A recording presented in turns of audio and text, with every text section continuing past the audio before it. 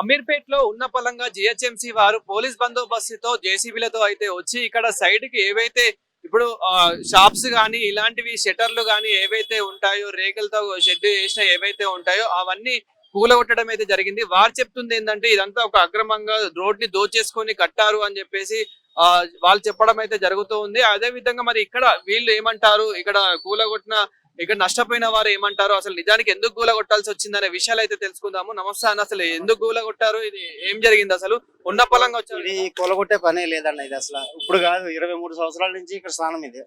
23 సంవత్సరాల నుంచి దీని మీద బతుకుతున్నాం మేము. సడన్ గా వచ్చి కూలగొట్టేటువంటిది చాలా దారుణం కదా. ఏమైనా ఇన్ఫర్మేషన్ మొన్న ఇచ్చారు, అంటే కొంచెం వెనక జరిపోమని ఇచ్చారు కానీ కూలగొడతామని చెప్పలే. కొంచెం వెనక జరుపుకోమన్నారు, వెనక జరిపి పెట్టాం మేము. సడన్ గా వచ్చి కూలగొట్టడం జరిగింది. అంటే వాళ్ళు ఏమని చెప్తున్నారు అంటే రోడ్ కి అక్రమంగా మీరు కబ్జా చేసేసుకోండి, అక్రమంగా ఇదంతా దోచేసుకొని ఇట్లా ముందుకు తెస్తున్నారని చెప్పేసి అందుకే కూలగొట్టమని చెప్పేసి వాళ్ళు చెప్తూ ఉన్నారు కదా. 23 సంవత్సరాల నుంచి ఏమైందన్న? 23 సంవత్సరాలు అయింది. 23 సంవత్సరాల నుంచి గవర్నమెంట్ ఏమైంది? ఇప్పుడు దీని మీద బతుకుతున్నాం కదా, అదేదో ముందే ఉండాలి కదా. ఇప్పుడు కొత్తగా పెట్టింది కాదు ఇది. అంటే ఇప్పుడు ఇలా చేశారు కాబట్టి మరి నష్టపరిహారము ఏమైనా ఇంకా మీకు ఏమైనా ఫ్యూచర్ లో ఏమైనా హెల్ప్ చేయడమా ఇలాంటివి ఏమైనా చెప్పారా? లేదన్న, కాంగ్రెస్ ప్రభుత్వం ఇంతే ఉంది. కాంగ్రెస్ ప్రభుత్వం వచ్చాకనే ఇలా జరుగుతుంది. టీఆర్ఎస్ ఉన్నప్పుడు ఇది లేదు. మున్సిపాలిటీ వాళ్ళు రావడం కానీ, కూలగొట్టడం కానీ, మా జోలికి రావడం కానీ, రోడ్డు మీద బతికే వాళ్ళ జోలికి రావడం కానీ అది లేదు. ఈ కాంగ్రెస్ ప్రభుత్వం వచ్చాకనే ఇట్లా జరుగుతుంది మాకు. అంటే ఒకవేళ ఇప్పటికైనా కానీ ఈ వీడియో ద్వారా మీకు ఏం కావాలి అంటే ఏమైనా చెప్పదలుచుకుంటున్నారా? మాకేం కావాలన్నా, కూలగొట్టారు, వేసి ఇవ్వగలరా?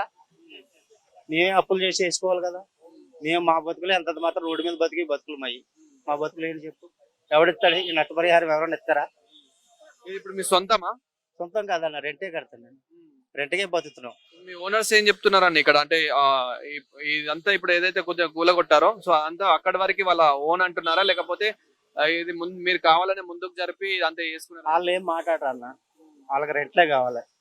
రెండోది ఏం అవసరం లేదు. పడగొట్టేసినా కూడా, కూలగొట్టేసినా కూడా, ఎవడన్నా వచ్చి గొడవ చేసినా కూడా పట్టించుకునే స్థానం కాదు ఇది. ఏంటి మీ షాప్ ఏంటిది ఇక్కడ? మిర్చి పాయింట్ అన్న, మిర్చి పాయింట్ పెడతాం. 23 సంవత్సరాల నుంచి ఇదే రన్నింగ్ జరుగుతుంది. సడన్ గా వచ్చి కూలగొట్టడం జరిగింది. మా రేపొద్దు నుంచి మా బతుకులు ఏం చెప్పు.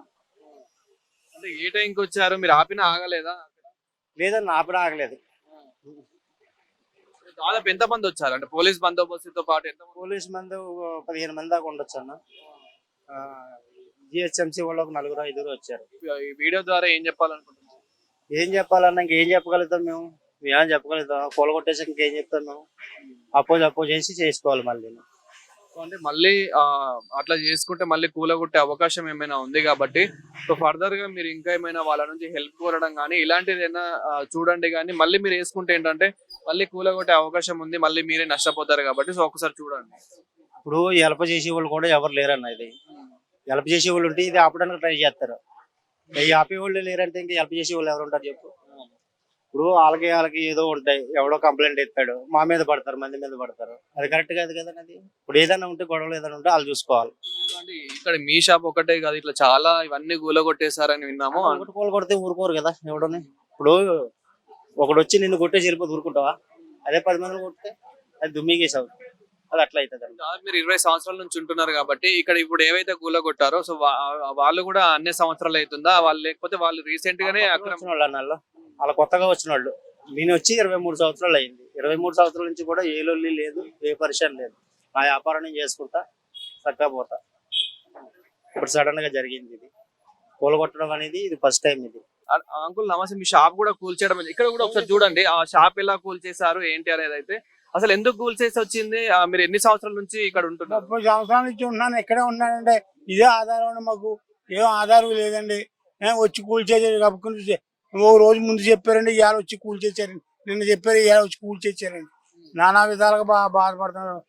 ఎక్కడో అమలాపురం నుంచి వచ్చి ఇక్కడ పోషకాన్ని చేసుకుని 6 పిల్లలతోటి బాధపడుతున్నామండి. ఇలాగా ముసడు అయిపోయి నానా ఇబ్బందిగా ఉంటే ఇలా చేశారని మొత్తం మీద అయింది.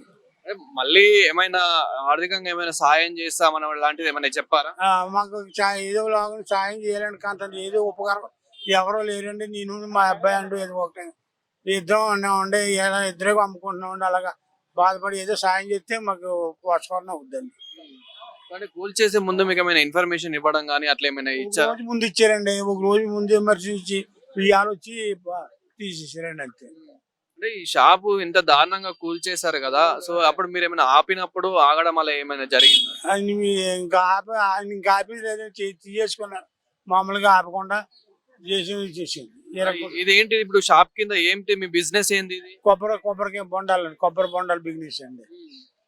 సో అంటే ఇది ఒక అక్రమంగా ఇక్కడ పెట్టుకున్నారు అని చెప్పేసి వాళ్ళు చెప్తూ ఉన్నారు. మరి అంటే అక్రమంగా ఏం పెట్టుకోలేదు, అక్రమం అస్సలు లేదండి. ఆడుకున్న అపార్ట్మెంట్ కూడా అడిగి పెట్టుకున్నామండి, వాళ్ళదే అండి అది. అందు గురించి అది అపార్ట్మెంట్ కి ఏమైనా పైసలు ఇస్తూ ఉంటారు? లేదండి, అసలు ఎవరు ఆడ మమ్మల్ని చూసి పెట్టుకోండి అన్నారని పెట్టుకున్నామండి. అది దాదాపు ఎన్ని సంవత్సరాల నుంచి ఉంటుంది? 30 సంవత్సరాలు అండి, 30 సంవత్సరాల నుంచి ఉంటున్నాండి. ఎవరు అడ్డు పెట్టలేదండి. ఇయ్యాలంటే 30 సంవత్సరాల నుంచి ఎవరు తీయలేదండి. ఏం నోటీస్ లేవు, జేసీబీ తీసుకొచ్చిండ్రు.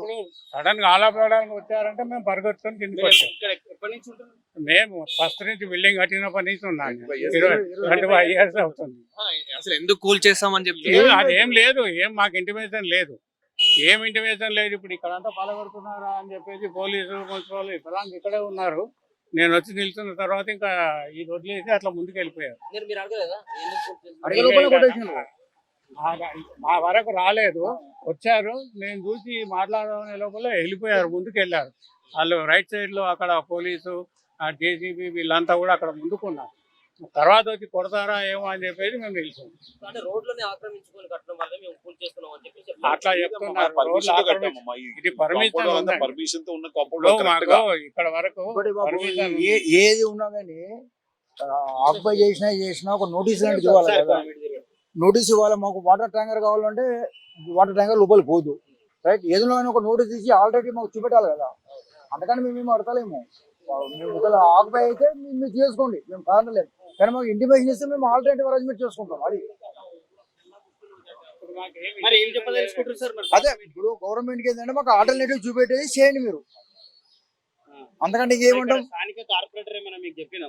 అసలు కార్పొరేటర్ రాలేదు, ఎమ్మెల్యే రాలేదు. ఎమ్మెల్యే లేడనుకోండి, కనీసం అది పొలిటికల్ కాకుండా మాకు అఫీషియల్ గా నోటీస్ రావలేదండి. నోటీసు గోడ మీద అతకబెట్టాలి కనీసం. చేస్తాము, ఆల్రెడీ చేసుకోండి, లేకుండా మేము ఆల్రెడీ చెప్తాము. ఒక టైం వచ్చి జేసీబీ పోలీసు వచ్చేసి కొట్టేస్తే కొద్దిగా మాకు నీళ్ళు లేకుండా కష్టం అండి. వాళ్ళు ఏం చెప్తారంటే మేము అడిగినాం ఎందుకు సార్ ఇట్లా చేస్తారంటే వీళ్ళకి ట్రాఫిక్ ఇబ్బంది అయిపోతుంది, ఇక్కడ చాలా ఇబ్బంది అవుతుంది అన్నట్టు వాళ్ళు చెప్తున్నారు. కావాలండి, అది ఒకటే కాదు బిల్డింగ్ ఇక్కడ కట్టాము చేసాము. నోటీస్ ఇస్తే కొంచెం మేము ఆల్టర్నేట్ చేసుకున్నాం. మాకు 20 అపార్ట్మెంట్లు ఉన్నాయి, మాకు నీళ్ళు లేకుండా ఎక్కడ పోతాం చెప్పండి.